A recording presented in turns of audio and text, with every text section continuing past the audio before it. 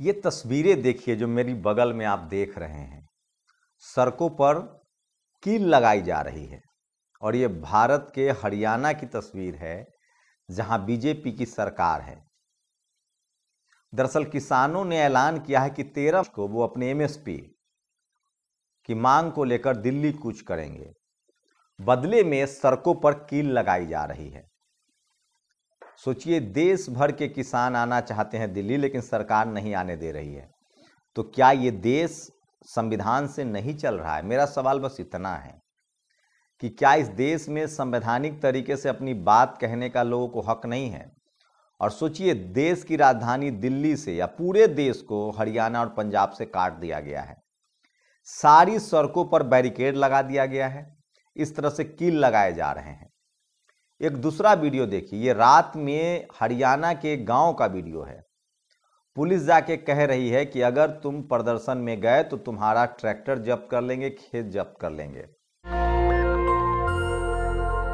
आप कल्पना कर सकते हैं कि ये डेमोक्रेसी है, ये लोकतंत्र है और एक चुनी हुई सरकार को ये करना चाहिए। बट ये सब इसलिए हो रहा है कि इस देश में जो मीडिया है, जो टीवी और अखबार है ना, उस पर जो कंट्रोल है। और कल्पना कीजिए, आप बस कल्पना कीजिए कि अगर यही काम कांग्रेस ने किया होता या लालू यादव की सरकार ने किया होता या नीतीश कुमार प्रधानमंत्री होते और उन्होंने किया, कोई दलित, मायावती जी होती, इस देश का कोई दलित, पिछड़ा, आदिवासी, मान लीजिए यही काम स्टालिन अपने राज्य में कर दे, तो इस देश की जातिवादी, मनुवादी, ब्राह्मणवादी मीडिया खाल उधेड़ देगी। मैं इसलिए इस देश के किसानों से कहना चाहता हूं, जाट, गुर्जर, पटेल, मराठा, ये जो किसान कम्युनिटी है, कुर्मी, कुशवाहा, यादव, तुम्हारा धर्म के नाम पर इस्तेमाल होता है। तुम्हारे बच्चों को हाई कोर्ट, सुप्रीम कोर्ट में जज नहीं बनने दिया जाता है। और जब आप आज घर से निकल रहे हैं अपने फसल का दाम मांगने के लिए, तो सरेआम सोचिए, एक रिटायर्ड आईएएस है सूर्य प्रताप, वो कह रहा है ये लोग किसान नहीं है, राजनीतिक किसान है। मतलब सोचिए, ये आदमी पहले अखिलेश यादव की चापलूसी करता था एमएलए एमपी बनने के लिए, अब ये वहां से कुछ नहीं मिला तो ये बीजेपी की चापलूसी करता है। आप कल्पना कीजिए, मुझे इसके राजनीतिक महत्वाकांक्षा से दिक्कत नहीं है, बस ये सोचिए कि इसने सरकारी पदों पर कलेक्टर रहते हुए कितने लोगों को सताया होगा सरकार के दबाव में। और सोचिए, ये कलेक्टर एसपी बनना चाहता है। इतने किसान जो आ रहे हैं वो कलेक्टर एसपी बनना चाहते हैं, डीएम सीएम बनना चाहते हैं, सबको संसद बनना है। अरे वो अपने फसल की कीमत मांग रहे हैं। वो कह रहे हैं कि उनके बच्चों के लिए पढ़ाई लिखाई, स्कूल, अस्पताल के दरवाजे खुले। लेकिन मैं फिर कह रहा हूं, इस देश के किसानों के साथ इस तरह की नाइंसाफी बड़ी मुश्किल होगी। बीजेपी का तो नुकसान होगा, लेकिन सवाल यह है कि टीवी अखबार, सोचिए, टीवी अखबार इसलिए नहीं दिखा रहा है क्योंकि टीवी अखबार में जाट, गुर्जर, पटेल, मराठा के बच्चे नहीं हैं, कुर्मी, यादव, कुशवाहा के बच्चे नहीं हैं, किसानों के बच्चे नहीं हैं, दलित, पिछड़े, आदिवासियों के बच्चे नहीं हैं। और कुछ अल्पसंख्यक समाज के जो पत्रकार हैं, या तो वो नौकरी बचाने के लिए डर से जो कहा जा रहा है वो बोल रहे हैं। वो तो शुक्र मनाइए कि ये सोशल मीडिया है, ये सोशल मीडिया है, इसीलिए यहां साफ साफ ये खबरें देश तक पहुंच रही है और बीजेपी को मुश्किल होगी। सोचिए, मैं कई बार ताज्जुब करता हूं। एक मैडम है, सोशल मीडिया पर बहुत एक्टिव हैं, सवर्ण समाज से हैं, ब्राह्मण समाज से हैं। एक वीडियो जारी हो रहा है, कुछ गुंडे, जातिवादी गुंडे तमंचा लेकर एक युवक को मार रहे हैं। हम ये तस्वीरें नहीं दिखा सकते, मैं सिर्फ दिमाग बता रहा हूं इन लोगों का। मैडम लिख रही है कि ये गुंडे कल बड़े गुंडे बन जाएंगे। मैडम को वो, जबकि वो गुंडा कह रहा है कि मैं उच्च जाति का हूं और तुम मेरे खिलाफ बोलोगे, मेरा पैर छुओ। वो गुंडा नहीं है, वो जातिवादी गुंडा है। उसकी पैदाइश में ये सब सिखाया गया है, उसके खून में गड़बड़ी है इस तरह के लोगों का, जो जातिवादी, मनुवादी, ब्राह्मणवादी हैं। और इस देश के टीवी अखबार में अगर आज जाट, गुर्जर, पटेल, मराठा मालिक होता या संपादक होता या रिपोर्टर होता तो वो जरूर खबरें दिखाता। किसान आंदोलन के समय कितने सारे किसान कम्युनिटी के बच्चे जो पत्रकार थे, उन्होंने रिजाइन कर दिया था, खबरें दिखाई थी उन लोगों ने। तो चलिए, सोशल मीडिया है इसलिए खबरें चल रही है। और सोचिए कि डेमोक्रेटिक गवर्नमेंट में सरकार का काम है, आप विरोध, बिहार में भी सरकार है, नीतीश कुमार मुख्यमंत्री हैं। कल 4 लाख टीचरों का प्रदर्शन हुआ है, मशाल जुलूस। आप संवैधानिक तरीके से अपनी बात नहीं कहने देंगे पत्रकार बोल रहा है, लिख रहा है, सवाल पूछ रहा है, तो आप उस पर हमला करवा रहे हैं। निखिल वागले के साथ यही हुआ महाराष्ट्र में। ये अद्भुत है, ये अंतिम मौका है, डेमोक्रेसी को बचाइए। और मैं एक भारतीय नागरिक के तौर पे, एक संवैधानिक नागरिक के तौर पे, क्या कौन होगा जो सरकार के साथ खड़ा होगा? कि आप सड़क पर किल लगा दीजिए, किसान दिल्ली आना, सोचिए इससे क्या होगा? आम आदमी को आने जाने में दिक्कत होगी, वो उनको लगेगा किसान की वजह से हो रहा है। ये किसान की वजह से नहीं हो रहा है, ये सरकार की वजह से हो रहा है। सरकार सड़क क्यों जाम करेगी? आप उससे बात कीजिए, बात नहीं मानते तो उनको प्रदर्शन करने दीजिए। अगर वो तोड़फोड़ करते हैं, अगर वो टोल नहीं देते हैं, अगर वो राष्ट्रीय संपत्ति को नुकसान पहुंचाते हैं, तब आप कार्रवाई करेंगे ना। संवैधानिक तरीके से आप बात नहीं कहने देंगे। यही कांग्रेस की सरकारें होती थी, रोज बीजेपी भारत बंद करती थी। उसके नेता आज भी पश्चिम बंगाल में धरना प्रदर्शन करते हैं। मैं फिर कह रहा हूं, डेमोक्रेसी में सबको अपनी बात संवैधानिक तरीके से कहने का अधिकार है। तो क्या इस देश का टीवी अखबार, तो आप समझ ही सकते हैं, तो क्या आप भी इसके पक्ष में हैं कि किसान की मांग सही है गलत है, वो किसान जाने, सरकार जाने, बातचीत होनी चाहिए। लेकिन आप किसी का फंडामेंटल राइट्स, डेमोक्रेटिक राइट्स नहीं छीन सकते। इसका मतलब आप संविधान को नहीं मानते हैं, उस संविधान को नहीं मानते हैं जिस संविधान से आप सीएम बने हैं, पीएम बने हैं, एमएलए बने हैं, एमपी बने हैं। नहीं तो आपकी क्या हैसियत है? आप कौन है? आपको लोग क्यों मान रहा है? आपके नीचे जो आपकी आदेश को जो पुलिस अधिकारी मान रहे हैं, वो इसलिए क्योंकि आप संवैधानिक तरीके से चुने हुए आदमी हैं। और भारत के नागरिकों को भी भारत का संविधान अधिकार देता है कि वो अपने डेमोक्रेटिक राइट्स के लिए अपनी बात कह सकते हैं। सोचिए, सोशल मीडिया ना होता तो क्या होता। और एक एक करके वो तमाम वीडियो दिखाऊंगा जो आपको आंखों में आंसू ला देगा, रुला देगा। तो 16 फरवरी को संयुक्त किसान मोर्चा ने भारत बंद का आह्वान किया है। ये सबसे बड़ी खबर है और किसान मजदूर संगठन जो है इस बंद में शामिल होंगे। लेकिन जैसे ही किसान 13 फरवरी को दिल्ली आना चाहते थे, ये तस्वीर देखिए, ऐसा क्या करके किसानों को रोका जा सकेगा? सोचिए, किल लगाया जा रहा है। हरियाणा के कई जिलों में मोबाइल इंटरनेट बंद किया गया, कई जिलों में 144 लागू। सरकार किसान आंदोलन को रोकने के लिए सड़कों पर दीवार खड़ी कर रही है, रास्ते में कीलें बिछाई जा रही है। ये बीजेपी की सरकार है। सोचिए, इस तरह के हालात किए जा रहे हैं, इसके खिलाफ बोलना चाहिए, नहीं तो सब कुछ खत्म हो जाएगा। देश की राजधानी में जाने से देश के अन्नदाता को रोका जा रहा है, शर्मनाक एवं निंदनीय। क्या आप देश का अन्नदाता अपने अधिकार मांगने, प्रदर्शन करने देश की राजधानी नहीं जा सकता है? रोहन गुप्ता ने ट्वीट किया, स्क्रीनशॉट देखिए किस तरह से पुलिस का जमावड़ा है। इस देश में आपके साथ चोरी हो जाए, रेप हो जाए, आपको कोई मर्डर कर दे, तब भी पता चलता है कि लोग नहीं आते हैं, पुलिस गायब रहती है। और सोचिए इस तरफ हरियाणा पंजाब, सोचिए क्या क्या हो रहा है। सोचिए, हरियाणा पंजाब बॉर्डर पर यह नहर इसलिए खोदी गई है ताकि किसान उसको पार करके दिल्ली की तरफ न जा सके। पंजाब के शंभू, खनौरी सहित सभी बॉर्डर सील हुए। दिल्ली के सिंधु टिकरी बॉर्डर पर सीमेंटेड बैरिकेड्स लगाए गए। हरियाणा के 7 जिलों में आज से इंटरनेट बंद है। केंद्र ने पैरामिलिट्री फोर्स की 64 कंपनियां हरियाणा भेजी है। सोनीपत में कलेक्टर ने पेट्रोल पंप संचालकों को आदेश दिया है कि वे किसी भी ट्रैक्टर में 10 लीटर से ज्यादा तेल न डालें। दरअसल पंजाब से 10,000 ट्रैक्टर के साथ किसान ने 13 फरवरी को दिल्ली पहुंचने का ऐलान किया है। वे अपनी फसल का एमएसपी मांग, यही है गुजरात मॉडल। गुजरात में कोई धरना प्रदर्शन आप नहीं कर सकते हैं, टीवी अखबार पहले ही नहीं दिखा रहा है। सोचिए, इसके बाद भी टीवी अखबार अगर दिखा दे तो इस देश की किस्मत बदल जाएगी।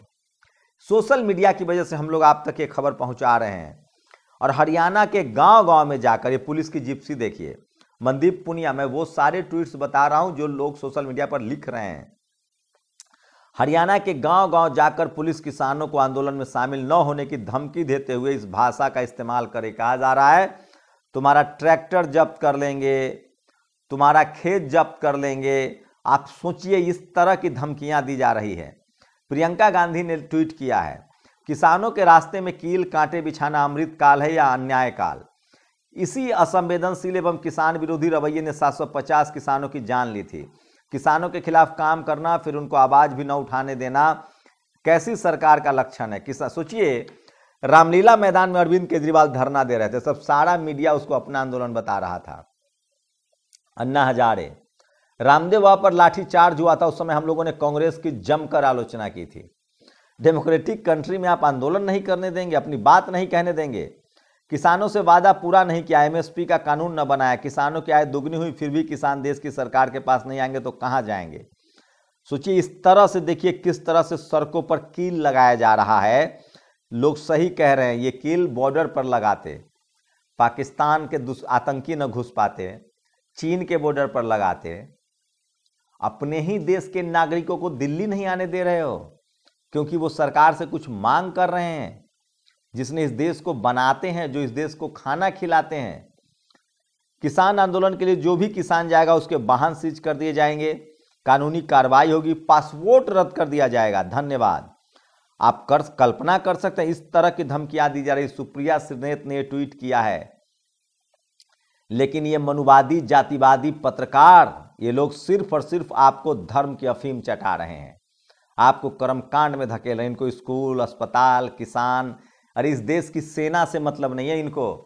अग्निवीर जैसा स्कीम आ गया, 4 साल की नौकरी जवानों की लग रही है, 5 साल के लिए प्रधानमंत्री चुने जाते हैं, कम से कम 5 साल ही कर देते।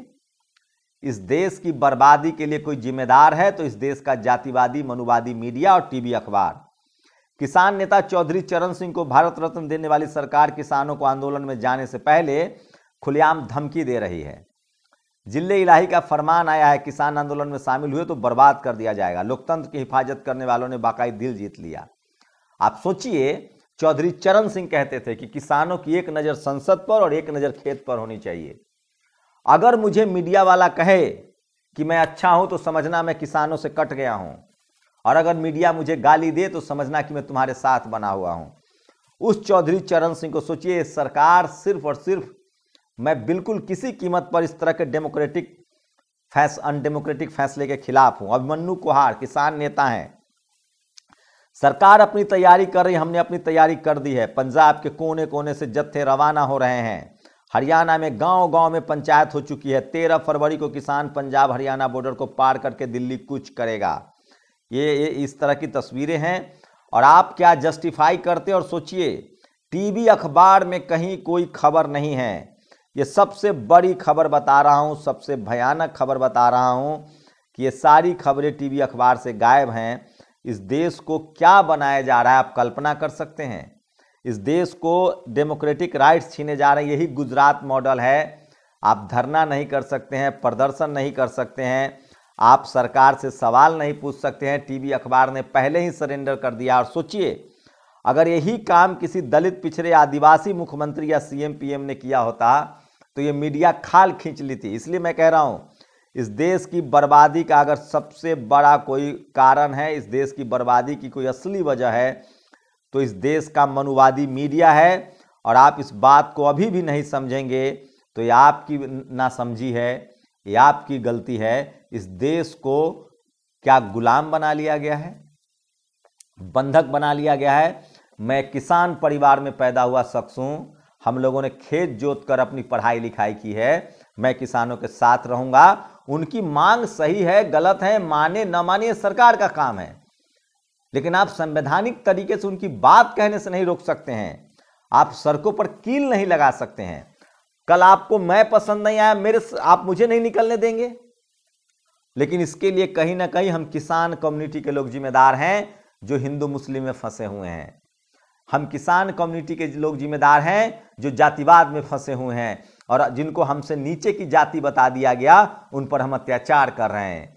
ये हम किसानों की बच्चे की गलती है जो हम अपने संवैधानिक हकों के लिए नहीं बोल रहे हैं। और फूले पेरियार अंबेडकर बाबा साहब के संविधान को पढ़ना पड़ेगा। हाईकोर्ट सुप्रीम कोर्ट पर सवाल उठाने पड़ेंगे।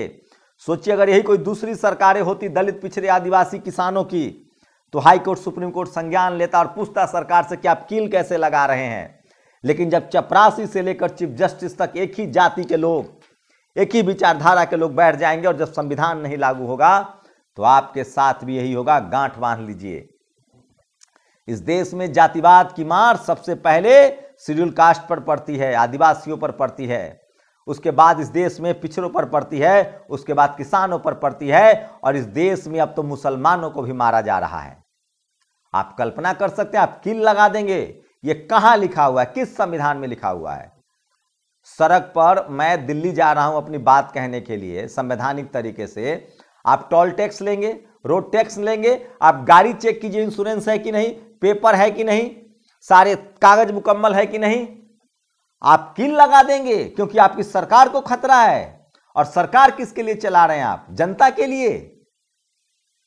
अब मैं एकदम मजबूर हूं, ये सरकार जानबूझकर दलित पिछड़े किसान नेताओं को, सोचे जननायक कर्पूरी ठाकुर होते जिनको भारत रत्न दिया गया तो वो किसान को रोकते,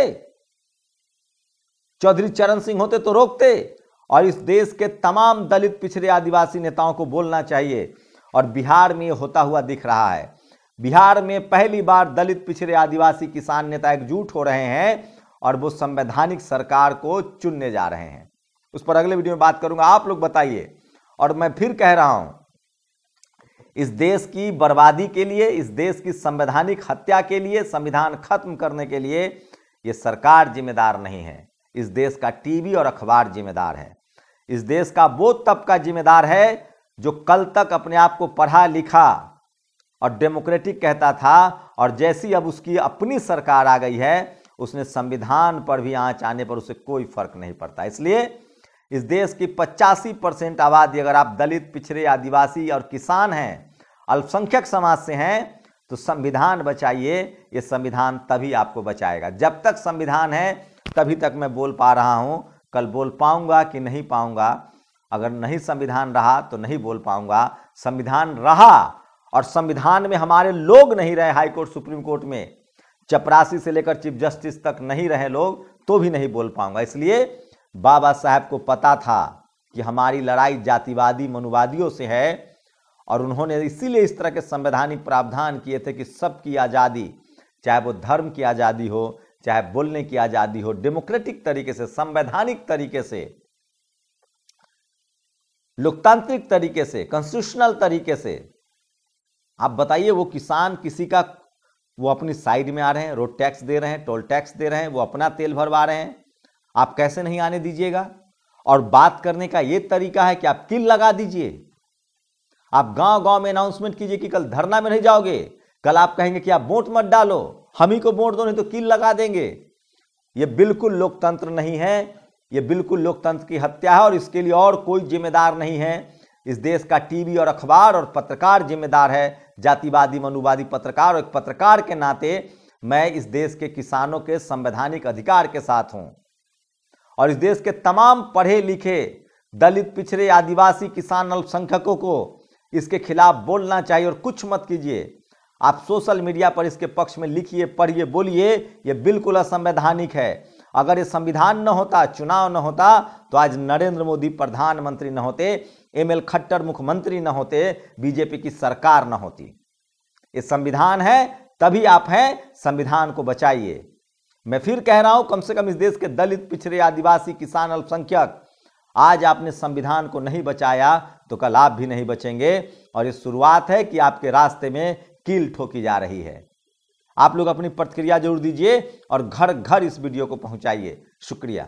नेशनल दस्तक की आपसे गुजारिश है कि अगर इसको बचाना चाहते हैं तो नेशनल दस्तक को सब्सक्राइब करने के लिए रेड कलर के सब्सक्राइब बटन को दबाएं, फिर बेल आइकन की घंटी दबाएं। नेशनल दस्तक को बचाने के लिए बहुत जरूरी है कि हर खबर को शेयर करें, लाइक करें, कमेंट जरूर करें।